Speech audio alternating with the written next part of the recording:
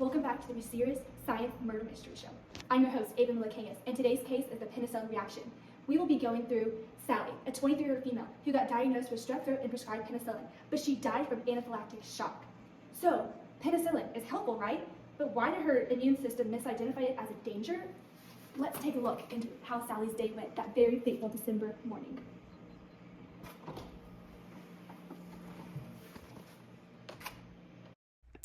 So what exactly is penicillin? Penicillin is a beta-lactam antibiotic which is used to treat those bacterial infections like strep throat. It works by binding to the penicillin-binding proteins, PBPs, in bacteria, which are enzymes that need to build that bacterial cell wall. So, when these enzymes are blocked by penicillin, the bacteria can't maintain their cell wall, so the bacteria dies, so the infection goes away. And for most people, this penicillin works safely, but for those that have penicillin allergies, it can be deadly. Now that we've gone through all what Sally did that fateful December day, let's walk through the crime scene and see if there's any clues for us. Here's clue number 1. Let's go over here and see what's in clue number 1. Oh my goodness. What is all of this stuff?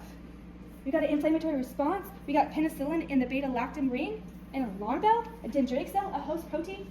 What could this step mean? Well, basically, penicillin, this is a hapten. And this beta-lactam ring, it spontaneously opens and it covalently binds to the host protein. This forms the new antigen. This forms the penicillin protein complex.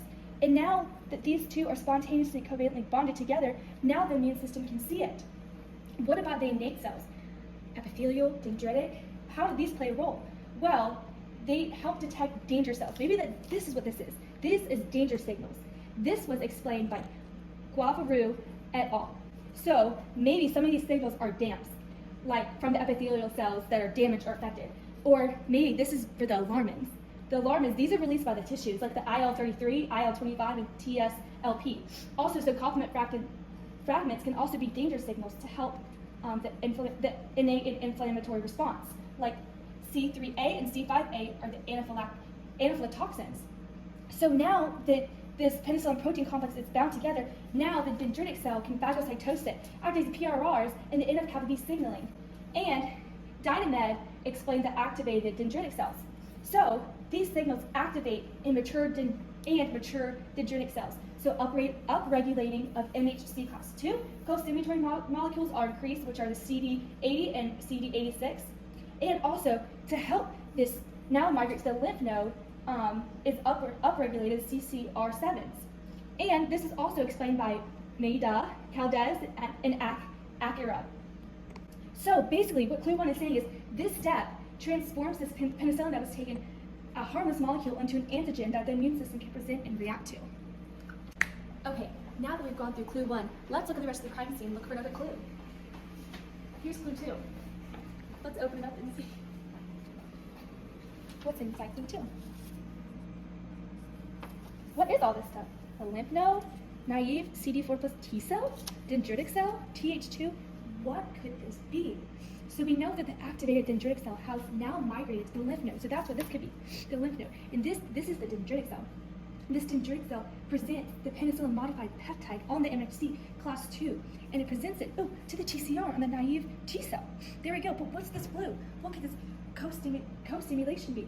This blue on the dendritic cell must be the CD80 and 86, and then that binds to the CD28 on the T cell. So that aids in the co-stimulation. And then Brandon et al. Describes that also the cytokines that also help in the stimulation and activation. They describe the cytokines as IL-4, IL-25, IL-33, and TSLP. And so because of these cytokines, because they are present, the T cells differentiate into this, the Th2 helper cells. So that's what that is. And so Dynamed also explained that Th2 cells, they then produce cytokines IL-4, IL-5, and IL-13, and this strongly establishes the allergic reaction. So clue 2 was all about the Th2 differentiation. So this sets up the Th2 pathway, and that's required for the IgE production. That's what it is. Okay, let's look for clue 3 now. Let's see what's in clue 3. What is all this stuff? Okay, so we have a B cell, we have a T cell, a mast cell, and a lot of immunoglobulins. What could this be? Okay, so you know the B cell binds the penicillin protein complex with its BCR, and then the B cell presents the processed antigen on the MHC class 2. And then it presents it to the TCR on the T cell, on the Th2 cell, more specifically.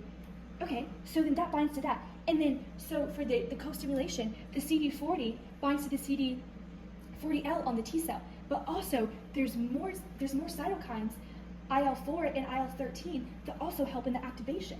Okay, so now once they have bind, now there's class switching between, that's what these are. The IgM switches to the IgE, the heavy chain switch. So thanks to Takar et al., Th2 cytokines, IL-4 and IL-13 induce the class switching recombination in B cells.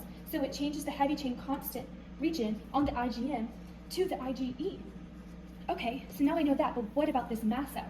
So Hirano et al. Explained that plasma cells then produce a lot of IgE. So that's why we have all this. So now we have a lot of IgE, but then the IgE has high affinity for these Fc epsilon R1 receptors on these mast cells. So then all of these IgEs can bind to these receptors on the mast cells and basophils.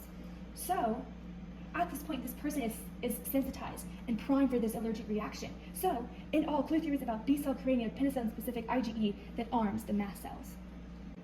Okay, and now here's clue 4. Let's open it up and see. Okay, so now we have the antigen, the penicillin, and the mast cell. So what about this re-exposure? So we know that Sally took the penicillin multiple times. She took it one time, and she took it 8 hours later. And upon a later exposure to penicillin, now the newly taken penicillin cross-links with the IgE on the mast cells that were already sensitized. So this allows for very fast degranulation. So Sheely explained that the degranulation releases a lot of mediators and contents like histamines, prostaglandins, platelet activating factors, and a lot more mediators.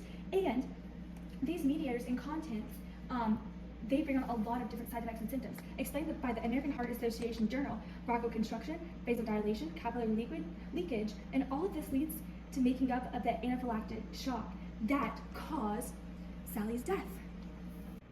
So now we've discovered the cause of Sally's death, anaphylactic shock. So the type 1 hypersensitivity event, anaphylaxis, for penicillin allergy does not occur until the mast cells are sensitized with the IgE.